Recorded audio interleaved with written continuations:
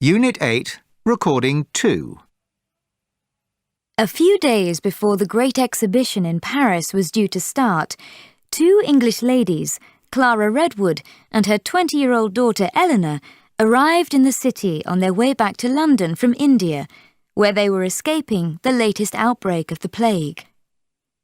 Neither woman could speak much French, and it was very difficult to find a hotel room, but after searching for some time, they eventually managed to book the last two rooms available at one of the most famous hotels in Paris. After arriving at the hotel, both women signed the register and were shown up to their rooms.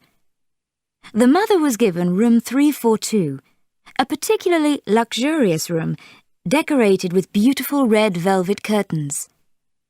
Almost immediately, however, the mother fell ill and they had to call the hotel doctor.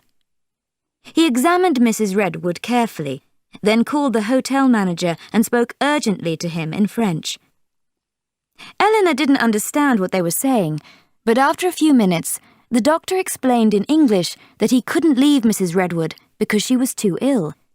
So he gave Eleanor a prescription and asked her to go and fetch the medicine her mother needed, which was available only at his surgery on the other side of Paris.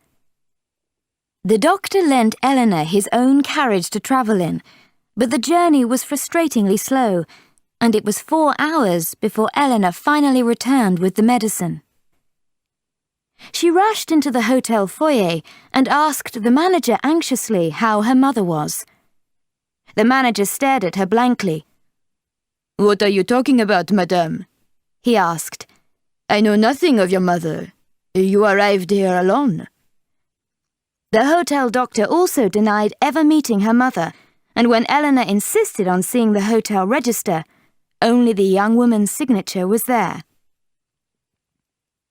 Eleanor managed to persuade them to take her back to room 342, but her mother had vanished and the room was empty.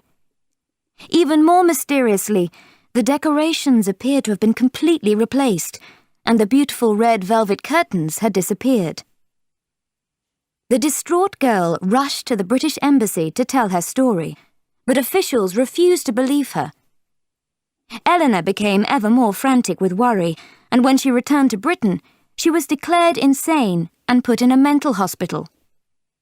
However, the girl continued to insist that her story was true, and doctors never found any other evidence that she was mentally ill. Eventually, she was released, but her mother's body was never found.